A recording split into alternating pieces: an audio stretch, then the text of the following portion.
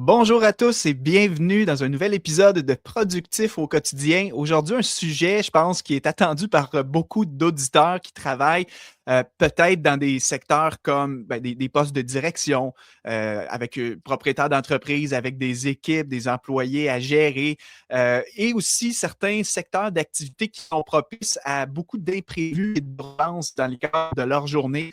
Moi, je sais depuis plusieurs années à accompagner différents professionnels dans toutes sortes de secteurs que c'est vraiment, je pense, un des problèmes majeurs quand il est question de gérer son temps et ses priorités. Alors, l'épisode d'aujourd'hui va être très pratico-pratique. C'est comment c'est possible d'organiser son temps quand notre travail, lui, est de nature imprévisible. Et dans un contexte où les urgences sont vraiment partie prenante de nos journées. Fait que c'est de ça qu'on va parler. Je suis avec, bien entendu, Caroline aujourd'hui en co-animation, comme toujours.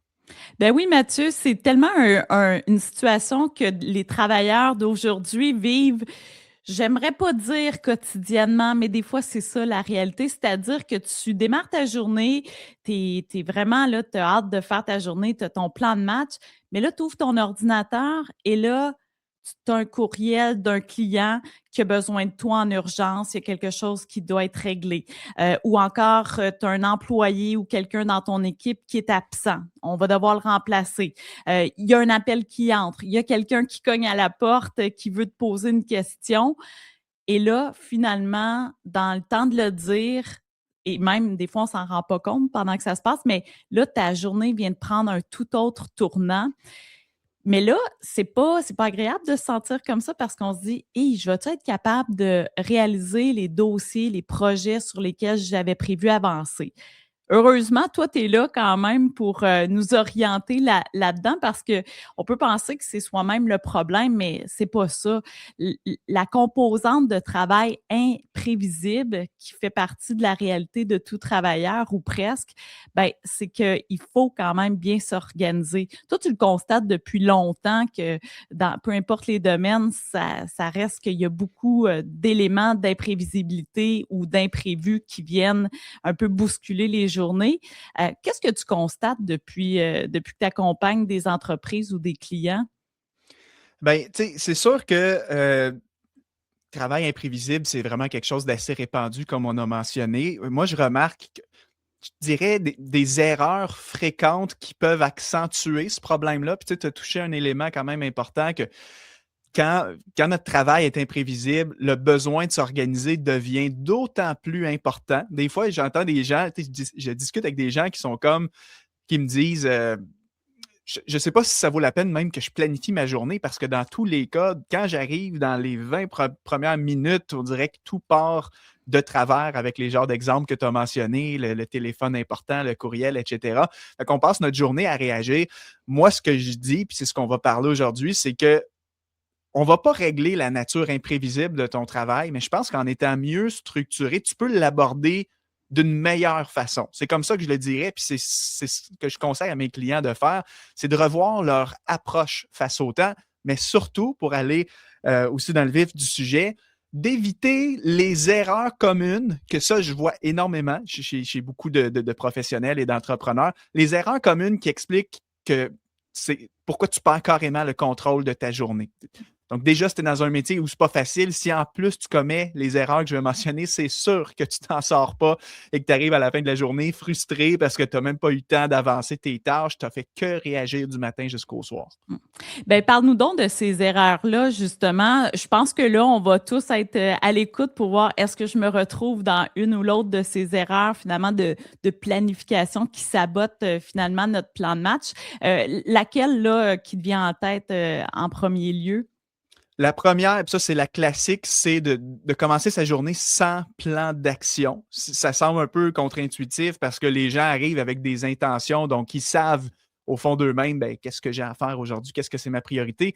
Mais je me rends compte que avoir juste une intention dans ta tête, exemple, savoir qu'aujourd'hui, il faut que je finalise le projet Y, c'est pas suffisant. Ça prend plus qu'une intention, ça prend un vrai plan d'action. Plan d'action, à savoir, ben, c'est quoi ma priorité numéro un aujourd'hui? Combien de temps ça peut prendre pour faire cette tâche-là? À quel moment est-ce que c'est possible de prendre le temps requis pour faire la tâche? Comment je peux aussi faire rentrer dans tout ça les appels téléphoniques, les courriels, le temps que je dois passer en réunion. Donc, si tu n'arrives pas au travail, puis que tu es dans un métier où les urgences, les imprévus sont prépondérantes, si tu arrives à ta journée, quand c'est ta journée sans un plan détaillé le plus possible, où il y a une réflexion réelle qui a été faite sur comment tu vas te prioriser tes choses, c'est sûr que tu t'en sors pas.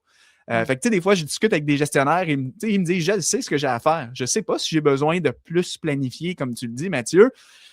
Mon expérience me montre que les gens qui planifient sérieusement s'en sortent un peu mieux. On va donner quelques petits conseils plus tard. Oui. Une autre erreur que les gens commettent, c'est que à trop vouloir aider leur équipe, leurs collègues, ben, ils deviennent très disponibles pour eux, pratiquement en permanence. Mais ça, c'est une erreur d'être disponible pour les autres pratiquement en tout temps, mais ça fait qu'on s'abandonne nous-mêmes, là. Oui. Donc, la deuxième erreur, c'est ça, être disponible en permanence, de ne pas avoir de garde autour, de protection, de limite autour de ta disponibilité, de à quel moment les gens peuvent te poser des questions, te contacter. Puis ça, je sais que c'est un élément qui est extrêmement, touché, si je peux le dire comme ça, avec une expression anglophone. Là, c'est délicat parce que le gestionnaire ou le propriétaire d'entreprise, souvent, c'est lui qui a la connaissance, le mot final, qui valide. Si tu fais l'erreur de ne pas avoir bien documenté tes processus internes, d'avoir rendu ton équipe le plus autonome possible sur un maximum de cas, de situations qui pourraient arriver, bien là, tu deviens la personne vers qui tout le monde se tourne pour tout et n'importe quoi.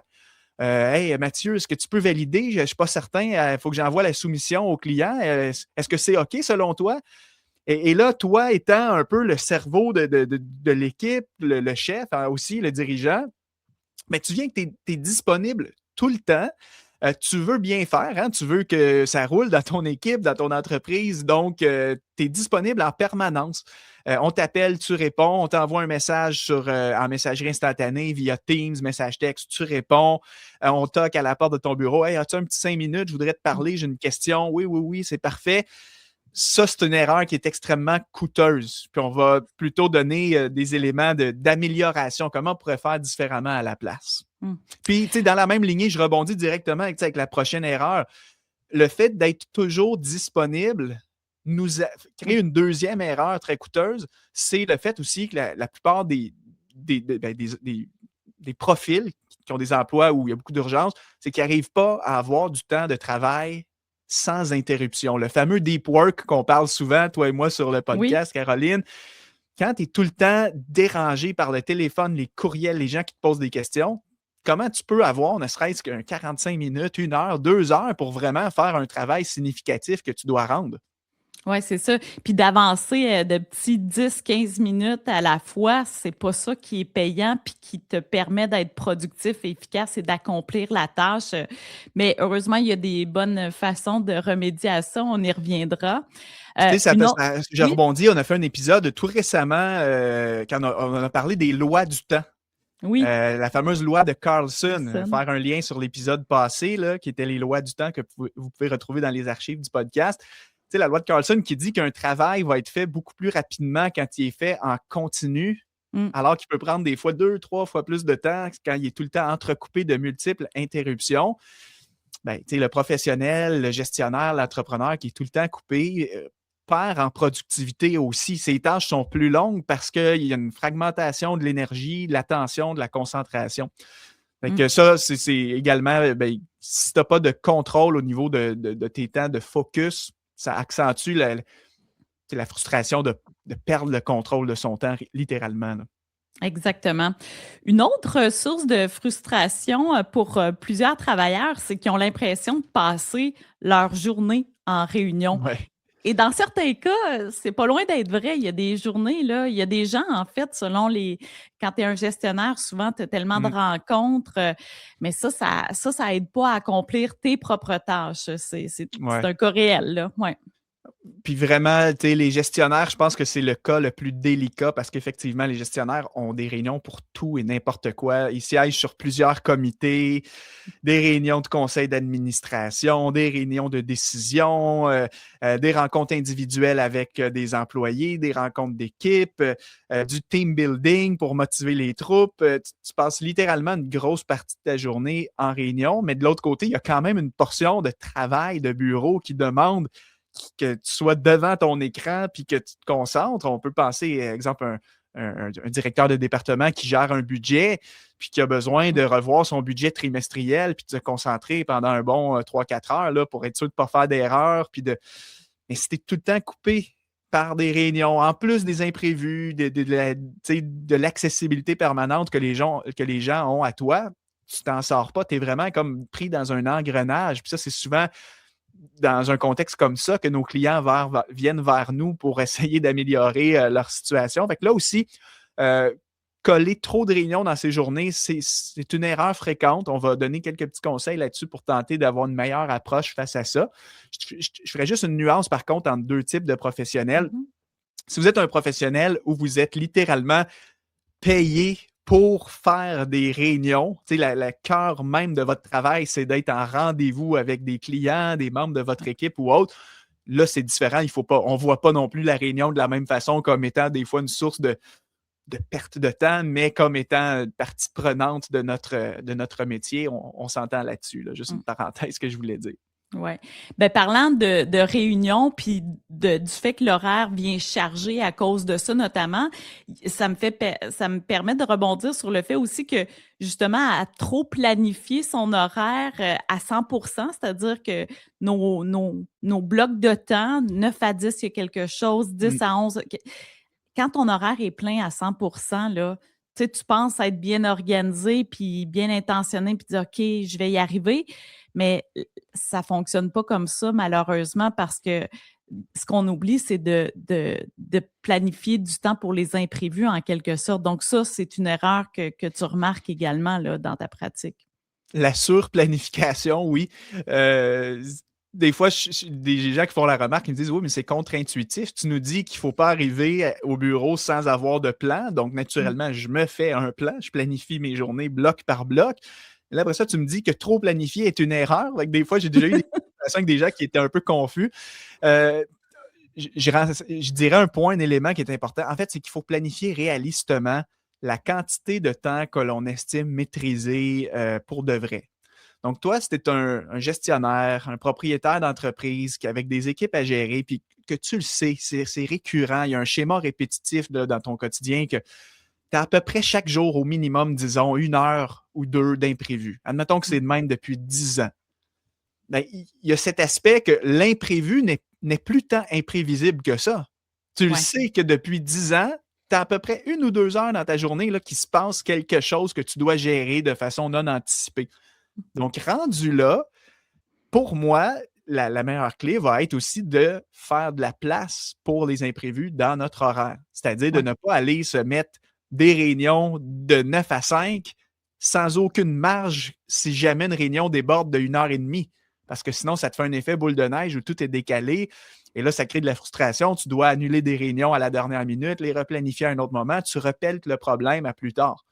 Ouais. Donc, grosso modo, il y a sûrement. Oui, vas-y, tu allais dire quelque chose. J'allais dire, il faut accepter qu'il y a une part d'imprévu à chacune de nos journées. Il faut le reconnaître et donc le planifier en conséquence parce que, tu sais, tu le dis, des fois, c'est une réalité qu'on a au quotidien depuis des années, mais sur laquelle on n'agit pas concrètement pour éviter de la reproduire encore et encore. Heureusement, il y a des trucs. Oui, mais tu sais, ça prend, oui, il y a des trucs, mais ça prend de l'intentionnalité. C'est pour ça que j'aime commencer, que je voulais commencer le podcast en mentionnant des fois des erreurs parce que, tu sais, des fois, de mettre le doigt sur une mauvaise habitude qu'on a développée ou une situation moins idéale dans laquelle on est, des fois, c'est juste l'élément de se dire, c'est vrai, en fait, que je suis tout le temps disponible du matin au soir. Je remplis mes journées de réunion. C'est pour ça, en fait, que je perds le contrôle. Donc, des fois, d'avoir juste cette prise de conscience-là, puis de décider d'être intentionnel et de dire, je veux arrêter de subir ça. Je veux sortir de cet engrenage où j'ai l'impression de perdre le contrôle de mon temps et de mes journées.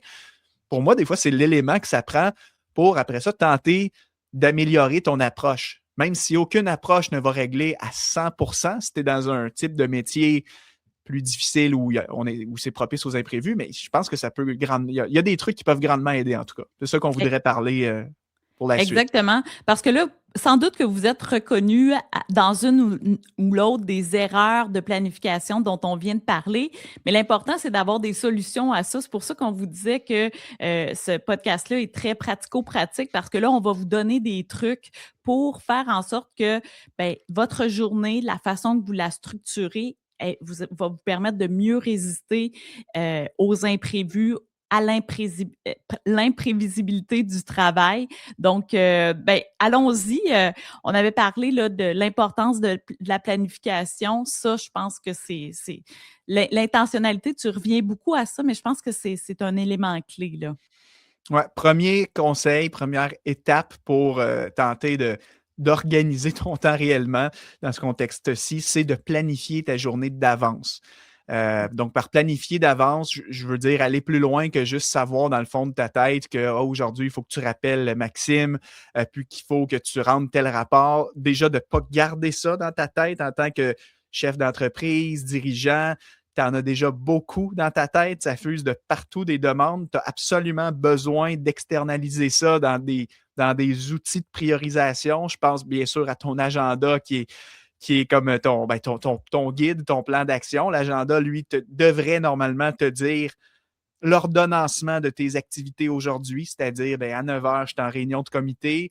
Entre 10 h et 11 h, là, j'ai un petit moment, je suis à mon bureau. À 11 h, on a une prochaine réunion. À midi, je mange et j'en profite pour rencontrer un employé en mangeant. On fait du 2 en 1. Donc, déjà, d'avoir un agenda bien planifié et bien ordonnancé, mais pas que l'agenda, aussi ta fameuse to-do list, là, ta liste de tâches, de préférence, une liste de tâches numérique, mais ça peut toujours être aussi sur un papier ou quotidiennement, tu te fais un papier où tu vas écrire aujourd'hui, voici mes 3, 5, 6 tâches majeures que je dois rendre.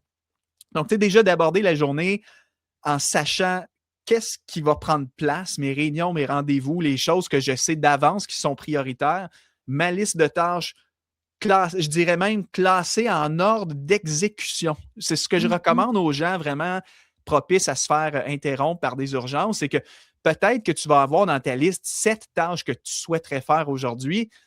Classe-les en ordre, tu sais, numéro 1, 2, 3 jusqu'à 7 parce que c'est très possible que tu ne sois pas capable de cocher les 7, considérant qu'il y a tout le temps des urgences. Mais il faut essayer d'estimer si jamais tu ne peux pas faire tes 7 tâches, lesquelles sont absolument critiques aujourd'hui. Il y en a peut-être 3, 4. On dit souvent une règle de pouce en gestion de temps, la règle des 3 priorités du jour, là, les 3 TPI, 3 tâches les plus importantes.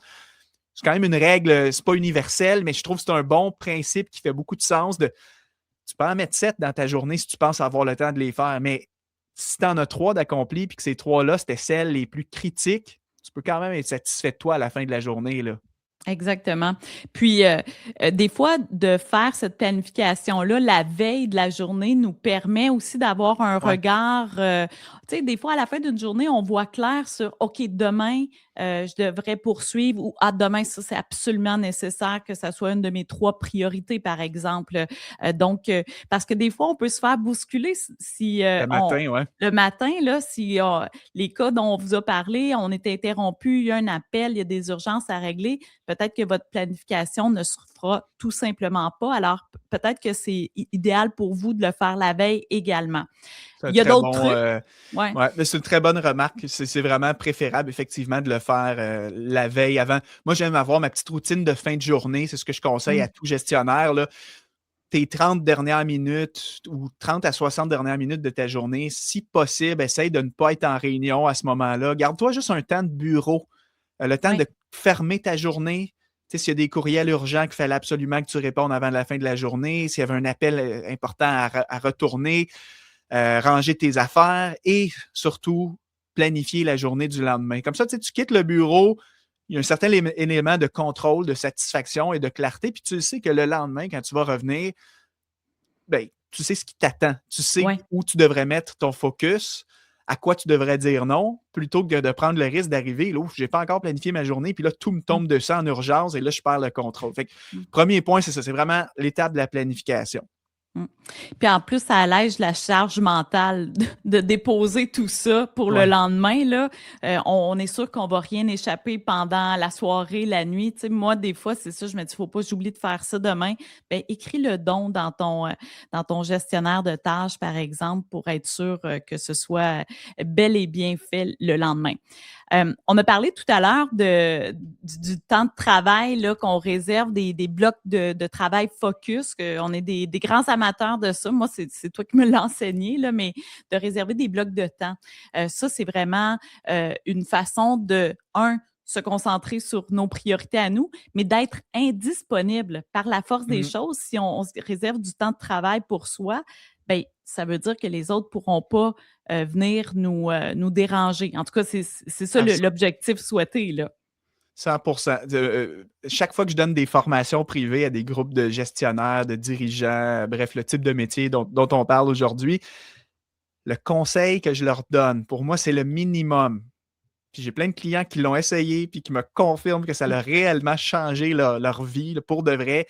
C'est mets-toi au minimum dans ta journée un bloc de 60 minutes de temps de travail ininterrompu, du deep work. 1 heure de deep work par jour. Peu importe, là.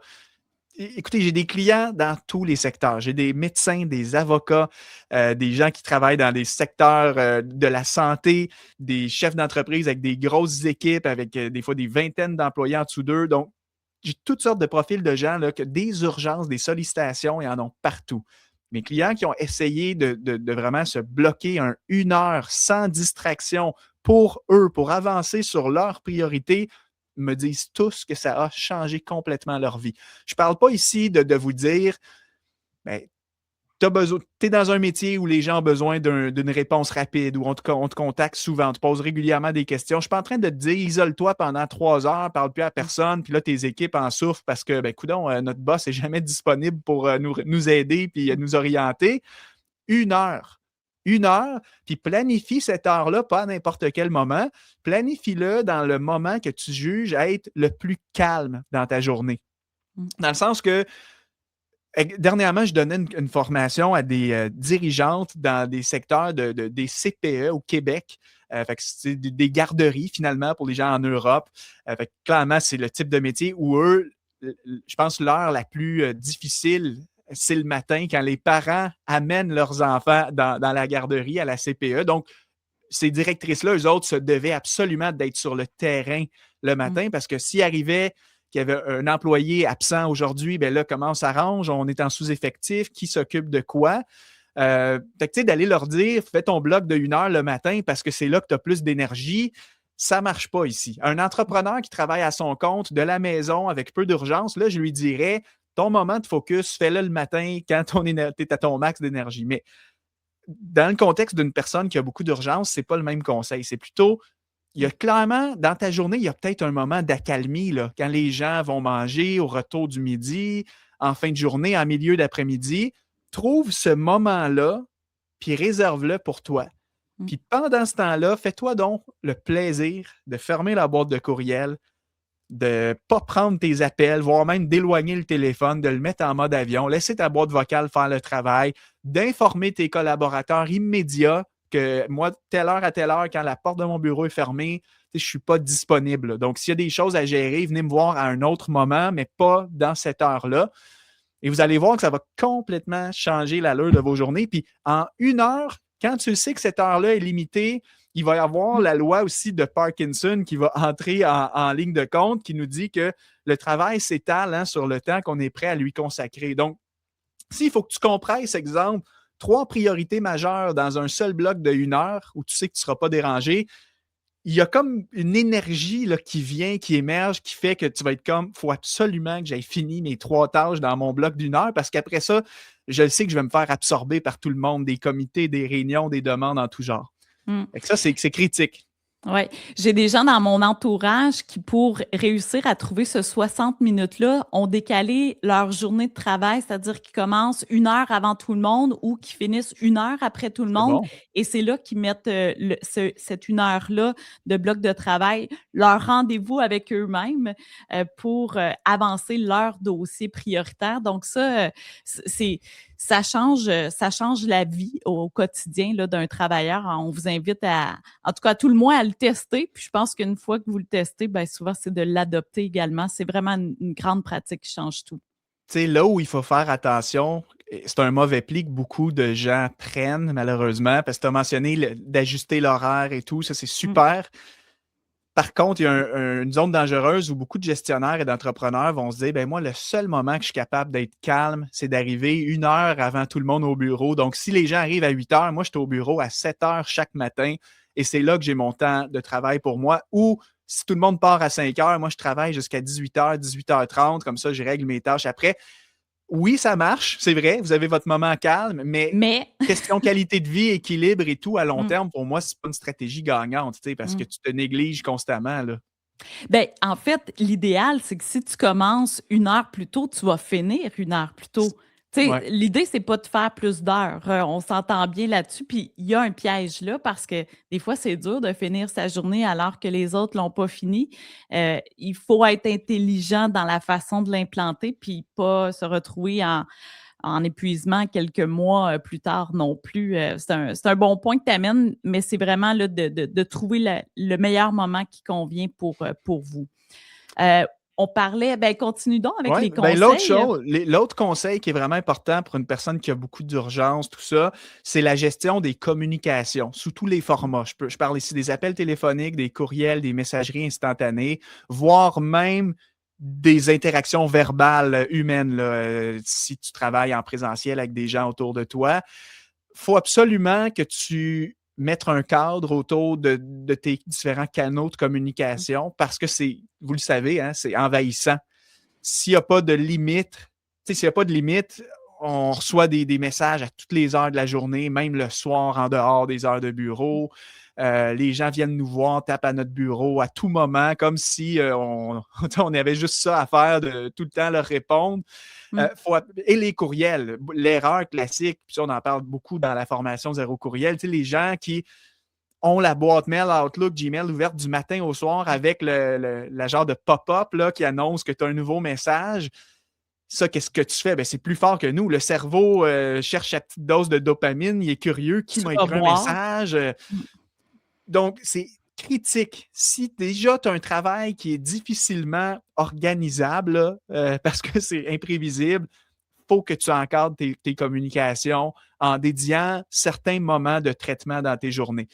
Moi, j'ai des clients qui ont vraiment pris mon conseil sérieusement. Ils m'impressionnent. Je les salue d'ailleurs s'ils nous écoutent. J'ai beaucoup de gestionnaires qui avaient, et chefs d'entreprise qui avaient l'autorité pour faire ce genre de trucs-là. Mais j'ai des gens qui, ce qu'ils ont fait, c'est qu'ils ont vraiment pris la décision, exemple, de traiter leur communication une seule fois par jour, un seul bloc dans leur journée. Ils l'ont communiqué à leurs équipes et même, ils ont mis un autorépondeur dans leur Outlook Gmail, tu sais, le genre de message d'absence là, qui se déclenche Ouais. automatique.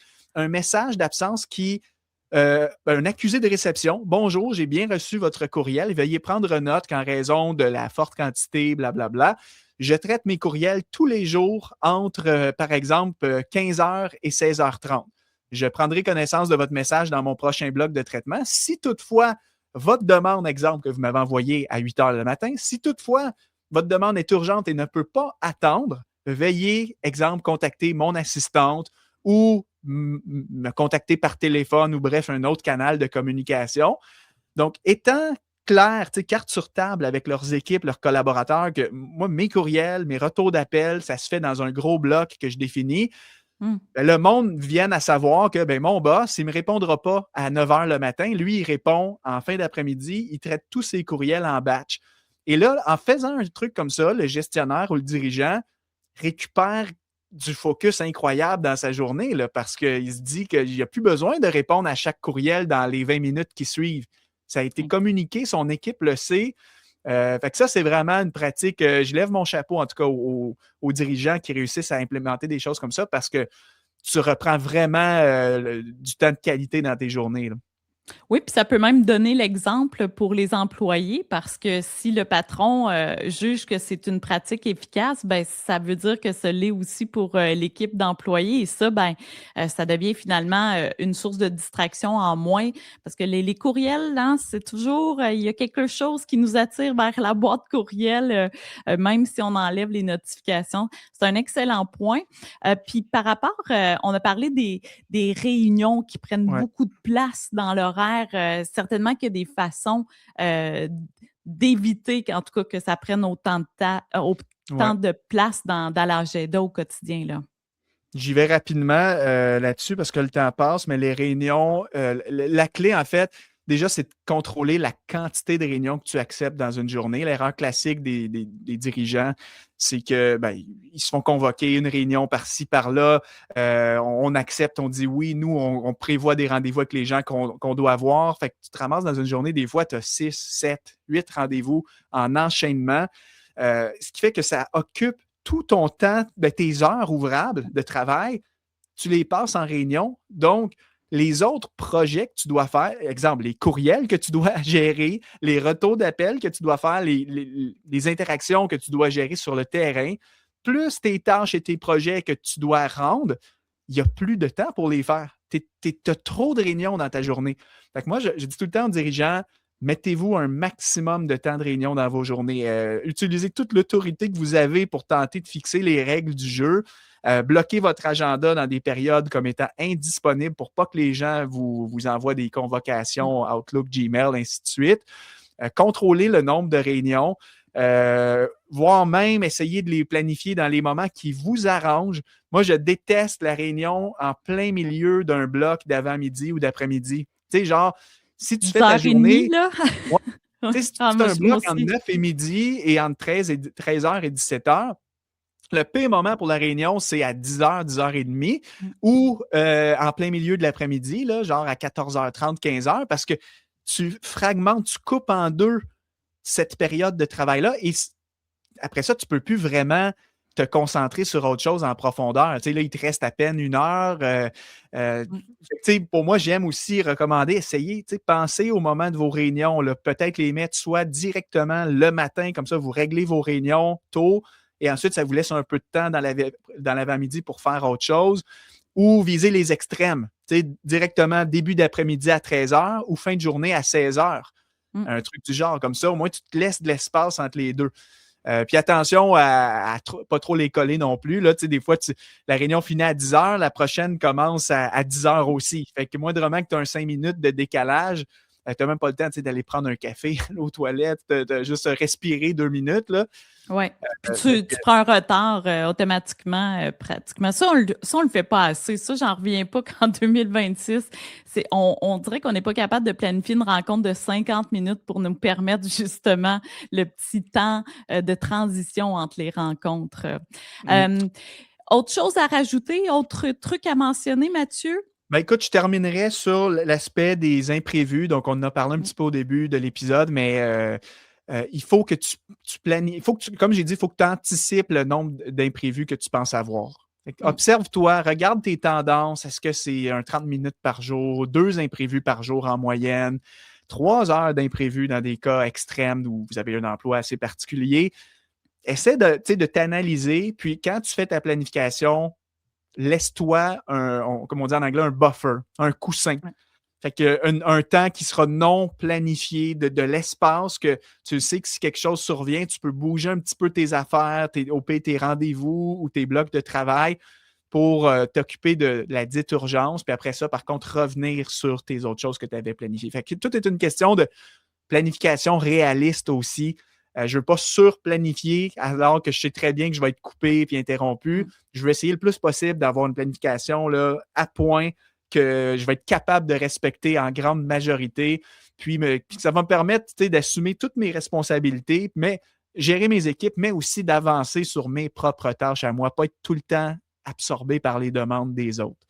Exact. Mais c'est un gros travail de fond, puis pour ça, hein, on en parle dans le cours Maîtriser, optimiser son temps, qui est vraiment la formation la plus complète qui s'adresse justement, entre autres, à des professionnels occupés, des dirigeants, des entrepreneurs à leur compte, ainsi de suite. On vous donne toute une méthode pour passer là, d'une gestion du temps un peu plus improvisée, voire même chaotique, à un emploi du temps où tu te sens en contrôle. Voilà, et il y a aussi une masterclass, là, 3 stratégies pour planifier son temps comme un pro. De toute façon, on va mettre les notes, les liens dans les notes de l'épisode pour que vous ayez accès à ces 2 sources d'informations. Dès demain, on vous invite donc à planifier votre journée la veille pour tenter de réduire les imprévus. Également, essayez donc de bloquer 1 heure, minimum 1 heure de travail focus. Mettez aussi du temps, par exemple, 1 heure de buffer pour gérer les imprévus. Et aussi, ben, peut-être que ce serait le temps d'intégrer également pour vous 2 plages, par exemple, où vous allez prendre vos communications, vos courriels. Le reste du temps, essayez de fermer les différentes boîtes et vous allez voir possiblement que ça va changer concrètement quelque chose dans votre quotidien. On vous lance le défi de le faire, n'est-ce pas, Mathieu? Ils sont Oui, capables. tout à fait. Voilà, donc c'était un épisode très pratico-pratique. On espère vraiment qu'avec les informations qu'on vous a données, vous allez ainsi pouvoir mieux gérer les imprévus au quotidien.